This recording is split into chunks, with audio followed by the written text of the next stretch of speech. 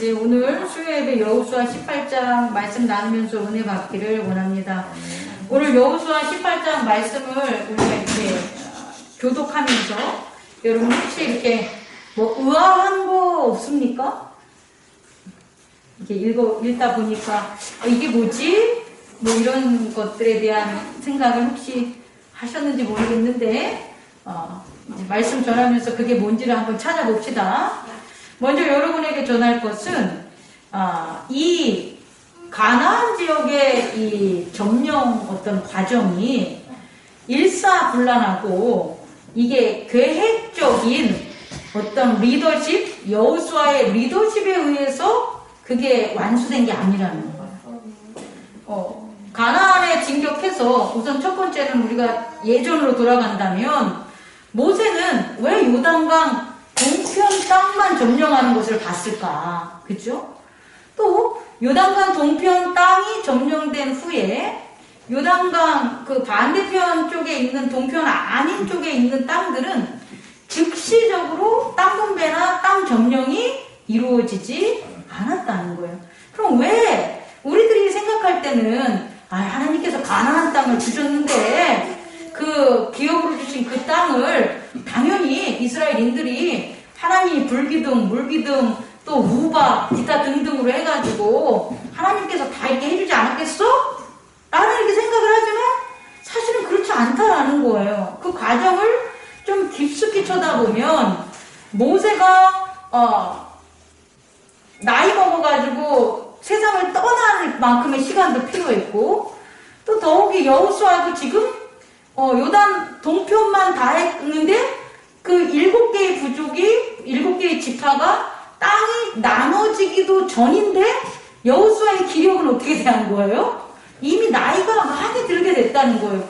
아니 7개의 지파가 아직도 그들의 기업으로 땅을 받기도 전이라는 거예요. 그럼 우리가 여태까지 생각했던 어떤 하나님께서 하시는 그런 어떤 과정이나 우리의 기대와는 좀 차이가 나지 않나를 우리 깨닫기 바랍니다. 왜 이런 일이 벌어지냐면 지난 시간에 여러분께 전했지만 이 땅이 점령해서 자기의 소유가 되는 게 아니기 때문이에요. 이 땅은 하나님의 인허리턴스 계승성이 있는 유업이라는 거예요. 근데 이 계승성 있는 유업이 누구에 의해서만 확인되냐면 기업을 통해서만 확인이 된다는 거예요. 기업이 없다면 이것은 확인되고 증명되지 못하는 땅이라는 거죠. 또 이 기업을 통해서 증명된다는 건 결국은 언약을 얼마나 많이 이 언약이 이루어졌느냐를 확인해야 되는 거예요. 근데 지난번에 제가 여러분에게 설교했지만 언약은 누가 하는 거예요? 하나님이 하는 거란 말이에요. 언약은 하나님께서 이루시는 거니까 그들이 내가 원한다고 해서 7지파가 빨리 땅을 점령하는 것도 아니고 늦게 되는 것도 아니라는 거예요. 그러면 이 과정에서 우리가 15장, 16장, 17장 이렇게 오는 그런 과정에서 그럼 이와 같은 하나님의 언약은 도대체 어떻게 해서 진행되는가를 살펴보니 첫 번째 지파가 유다 지파를 통하고 갓 지파와 므낫세 지파를 통해서 우리가 알 수 있는 것은 뭐냐면 그들이 그 언약을 지키시는 하나님께 나아가는 방법은 그들이 맡은 계명, 그들에게 주어진 계명을 얼마나 많이 신속하고 계승적이고 또 자발적으로 그 계명을 수행하냐에 따라서 달라졌다는 거죠. 다시 말해 요단강 동편에 있었던 그 지파들, 그들의 땅을 차지한 지파들이나 또 이 가나안 땅에서 기업을 이렇게 차지하는 과정을 보면 12지파가 동일한 게 아니라 서로 뭐 한다는 거예요? 차이점이 있었다는 것을 우리는 확인해야 되고 또 하나님 나라에 또 예수 그리스도를 섬기는 우리들도 왜 교회에는 처음 된 자들도 있고 나중된 자들도 있고 이런 자들도 있고 저런 자들이 있는지에 대해서도 그 다양한 차이점을 우리는 확인할 수 있다는 겁니다. 그렇다면요 7지파가 이 앞에 4지파 빼놓고 3지파 반지파 빼놓고 이 일곱 지파의 기업 분배가 이루어지지 않는 그 이유, 그들은 왜 하나님의 동일한 언약을 받았음에도 불구하고 동일하지 않게 계명을 따르냐 이거죠. 하나님은 동일하게 언약을 줬는데 그 언약에 따른 계명을 실천하는 자들은 동일하지 않다라는 거예요. 그럼 왜? 도대체 무엇 때문에 하나님은 언약을 동일하시게 이렇게 성취하시는데 그것을 드러내는 그 지파들, 그 자녀들은 왜 차이점이 있을까? 계명을 어떤 이는 막 목숨까지 생각해서 지키는가 하면 어떤 이는 계명에 대해서 그 중요성을 모를까? 그 이유가 뭘까요? 라는 것들로 제가 여러분에게 첫 번째 전하고 싶습니다. 왜 그럴까요? 라고 보면 따라해 보세요. 기억하지 못하기 때문이다. 기억하지 못하기 때문이다. 이 기억이라는 게 우리 이 물질의 세계에 살고 있는 우리들에게는 아주 큰 역할을 하는 거예요. 여러분, 시간은 흐르는 거예요. 시간이 흐른다는 것은 이 시간이 지배하는 세상에 있는 모든 것들은 흘러간다는 거예요. 다시 말해 사라진다는 거예요. 그런데 이 사라지고 흘러가는 모든 것들을 이렇게 쌓아놓고 또한 그것을 유지시키거나 멈추게 하는 법이 있어요. 그게 뭐냐면 기억이라는 거예요. 기억이 없으면요 존재하지가 않아요. 우리가 제일 걱정하는 게 뭡니까? 나이를 먹으면서 뭐를 제일 걱정해요? 기억을 잃는 치매죠. 기억을 잃은 사람을 정상으로 보이지 않는 건 당연하고요. 그 사람 자체도 존재의 의미를 못 찾아요. 왜냐하면 흘러가게 내버려 두니까 멈춰서 이룬 세상이 없는 거예요.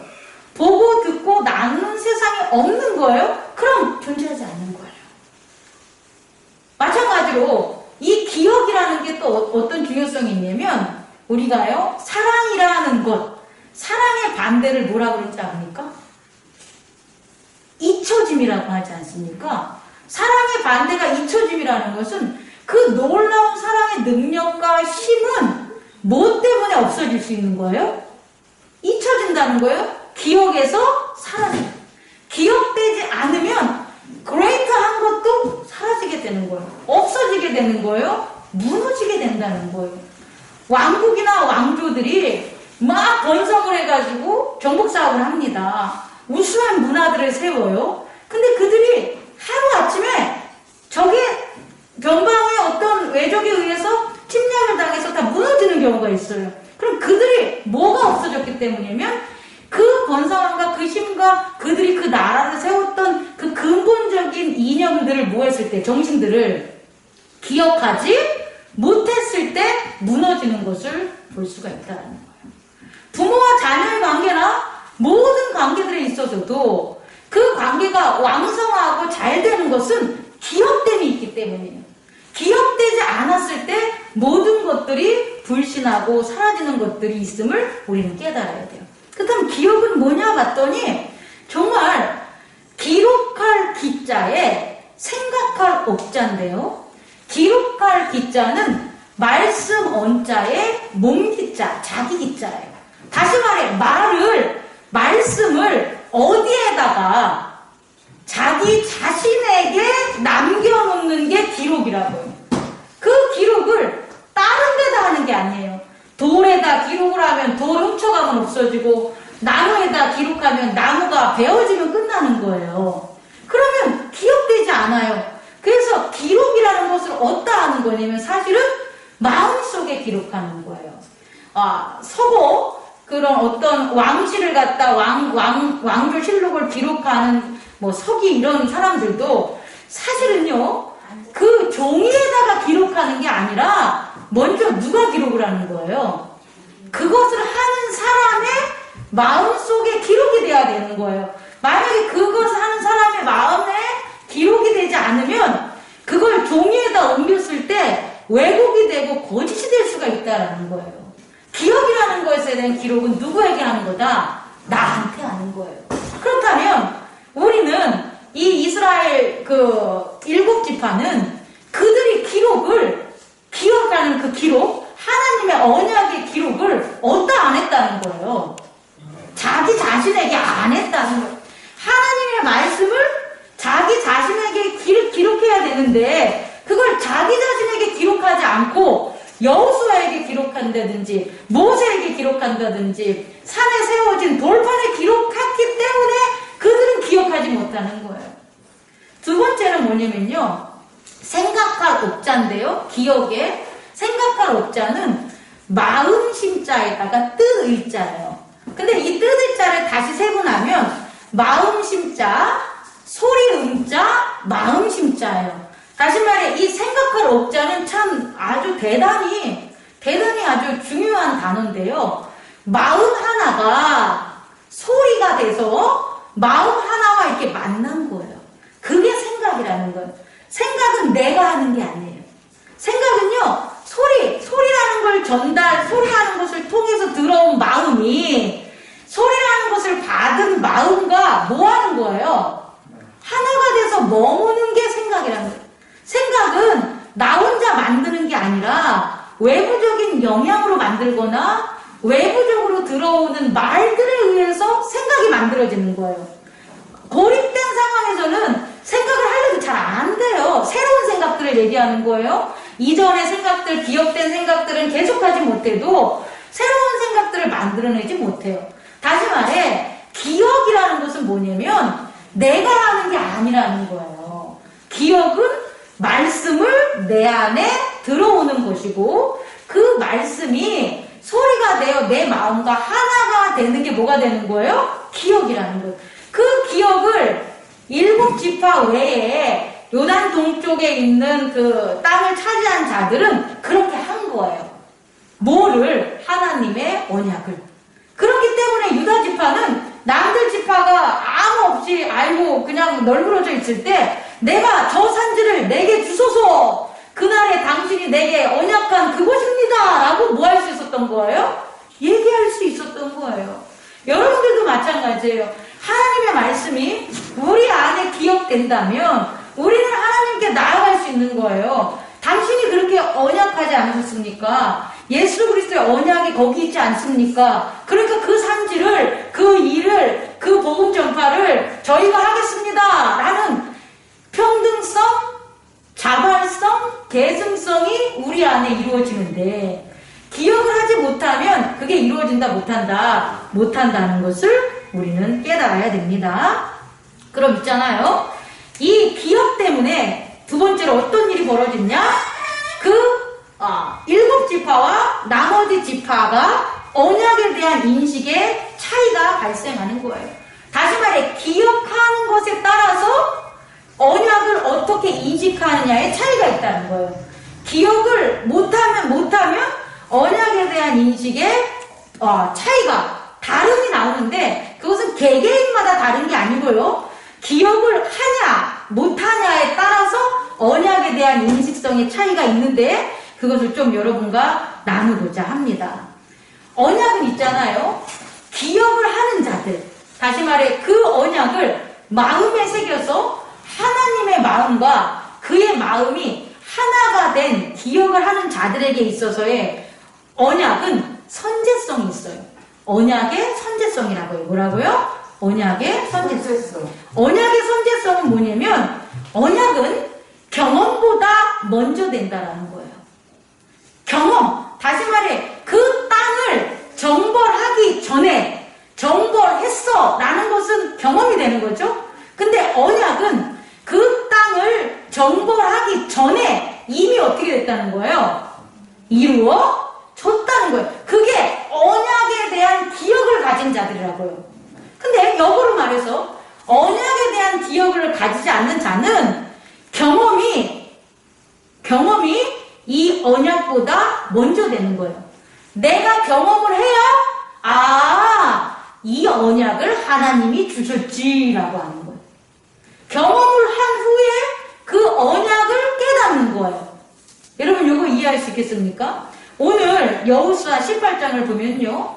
이 7지파가 뭐라고 합니까? 여호수아가 어느 때까지 지체하겠냐 그래요.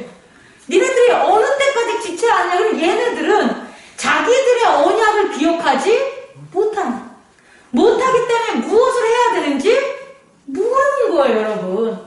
그랬을 때 여호수아가 각 지파에 3사람씩을 선정해서 나한테 보내라 그래요. 그리고 너희들이 가가지고 뭐하라? 일어나서 그 땅을 두루 다니며 그들의 기업에 따라 그 땅을 그려가지고 내게로 오라는 거예요. 그려가지고 내게로 오라는 거예요. 그래서 이들이 각각 돌아다니면서 그려서 그들에게 왔어요. 그려서 가지고 왔더니 여호수아가 그들에게 뭘 했어요? 땅을 분배했다라는 거예요. 땅을 점령하지도 않았는데 뭐 했다는 거예요? 분배했다. 그런데 더 중요한 건 땅을 점령하지도 않았는데 분배를 했더니 어떤 일이 벌어져요? 그 땅을 그들이 점령했다는 거예요. 그러니 이 언약이라는 것은 선제성이 있다는 거예요. 이미 뭐 했다는 거예요?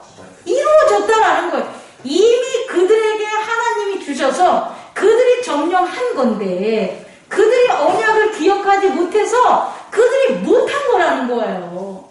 복이 그들에게 있는데 그들이 하나님이 주신 복을 기억하지 못해서 그들이 복을 받지 못하는 거라는 거예요. 복이 없는 게 아니라 생명이 없는 걸 우리한테 주는 게 아니라 하나님의 생명은 태초부터 영원까지 하나님의 언약을 우리에게 줬는데 그것을 기억하지 못하기 때문에 그 생명이 없음 속에서 사망 속에서 살아간다는 거예요. 이해하시겠습니까? 이게 언약의 선제성인 거예요. 이 언약의 선제성은 기억하는 사람에게만 나타나요. 그 큰 깨달음이 여러분에게 있기 바랍니다. 그래서 예수 그리스도께서 이 땅에 오셔서 그의 나라를 전할 때에 그분은 보좌 위에 올라가거나 부활하신 몸이 아님에도 불구하고 부활하시고 사망 권세를 이겼다는 언약의 선제성으로 그의 백성들을 구원했다는 거예요. 하나님 나를 살려주세요. 하나님 나를 구원해 주세요. 그럼 내가 당신의 자녀들을 구원할게요가 아니라는 거예요. 그게 아니라 이미 하나님의 언약은 이루어진 거니까 나는 이루어진 하나님의 보좌 위에 앉은 만왕의 왕 하나님의 권능을 가지고 이 죄인들을 친구가 되고 구원해주고 하나님의 생명을 전하겠습니다 라고 행동한 거라고요. 우리도 마찬가지예요. 교회 안에서 하나님의 언약을 믿어야 돼요. 언약을 기억하는 자는 그게 눈에 보던 귀에 들리던 경험되기 전에 일을 하는 거예요. 이게 되게 중요해요, 여러분. 하나님 나라에서는. 왜? 하나님 나라는 언약으로 됐기 때문에. 말씀으로 됐기 때문에 말씀을 기억하고 말씀에 순종하는 것이 일어나는 경험을 보고 순종하는 거와 전혀 다른 차원이라는 것을 여러분 깨닫기 바랍니다. 두 번째는요, 믿음의 증거성이에요. 다시 말해, 언약은 있잖아요. 그 증거되는 게 행위에 의해서, 경험에 의해서 증거되는 게 아니에요. 우리들은 있잖아요. 이 사람이 나한테 밥을 사줘. 아, 그럼 이 사람이 나를 밥을 사줬네? 그럼 이 사람한테 잘해줘야지. 이렇게 경험적인 거예요. 아, 남편이 돈을 많이 벌어오거나, 남편이 나한테 뽀뽀를 많이 해주거나, 부모가 나한테 유산을 많이 물려주거나, 내가 어떤 사업에 실적이 많으면, 야, 하나님이 나를 갖다가 참 도와주는 거야. 내가 하나님을 잘 섬기는 거야. 이런 식으로 행위와 경험으로 증거를 삼아요. 그런데 그게 아니라는 거예요. 이 언약은요, 언약의 두 번째 특성은 믿음이 증거가 되는 거예요. 다시 말해, 언약이 있어. 언약이 라이트 참돼. 언약이 이루어져. 언약이 성취됐어. 라는 모든 것들은 뭐에 의해서 증거된다? 믿음에 의해서 증거된다는 거예요. 그래서요, 앞에 그 7 부족 말고 앞에 땅을 다스린 유다 지파라든지 므낫세 지파라든지 이런 지파들을 이렇게 보면은 그들은 믿은 거예요. 하나님이 이 땅을 뭐 했다는 거예요? 우리에게 주셨어를 믿은 거예요. 그래서 그 믿음으로 증거를 삼아서 여호수아에게 대응하는 거예요. 여호수아, 나는 믿어. 이 땅이 내게 없어도 하나님이 내게 준 이 땅을 나는 믿어. 그러니까 당신은 그 땅을 우리가 갖도록 우리를 허락해야 되는 거야. 이렇게 나가는 거라는 거예요. 그랬을 때 여호수아는 당연히 그들의 믿음이 증거성이 되니까 언약에 있어서 그들의 말을 뭐 하는 거예요? 들어줬다는 것을 저와 여러분이 깨닫기 바랍니다. 그래서 우리가 히브리서 11장 1절에서 3절에 보면 믿음은 뭐라 그래요? 바라는 것에 실상이요 보이지 않는 것들의 증거다. 그럼 그 보이지 않는 것들, 바라는 것들, 그게 뭐냐는 거예요? 언약이라는 거예요. 언약이 보이지 않는 것이고요. 언약, 보이지 않는 모든 것들을 하나님이 우리에게 뭐 했다는 거예요? 언약하셨다는 거예요. 보이는 것들은 우리가 보는 것으로 찾으면 되는데, 보이지 않는 것들, 아는 것들은 우리가 아는 대로 찾으면 되는데, 알지 못하는 것들을 다 뭘 주셨다는 거예요? 언약으로 주셨다. 그럼 그런 세계는 언약으로 뭐 하는 거예요? 우리가 찾아야 되는 거고, 언약으로 증명을 해야 되는 거. 그럼 우리는 어떻게 할 거냐? 믿음이 증명한다는 거예요. 믿음이 그렇다는 거예요.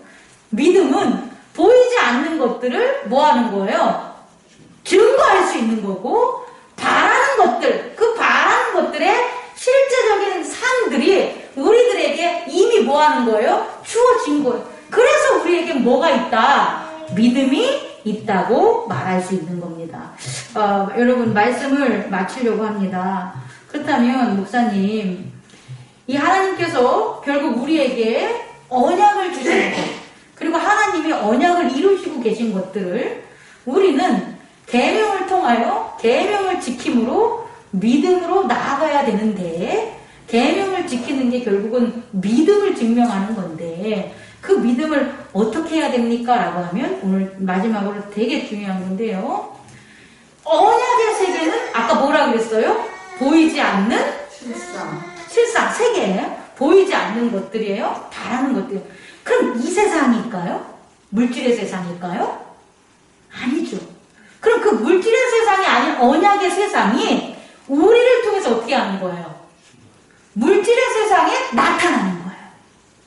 예수 그리스도께서 하나님의 부활의 세상, 하나님께서 죄사함의 세상을 보이지 않는 세상이었잖아요.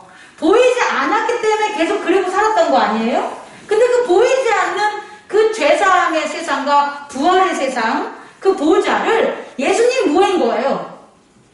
믿음으로 보여주신 거예요. 그래서 우리는 그 믿음으로 보여줬기 때문에, 그 보여주신 예수 그리스도 때문에 우리는 그것을 뭐 할 수 있는 거예요?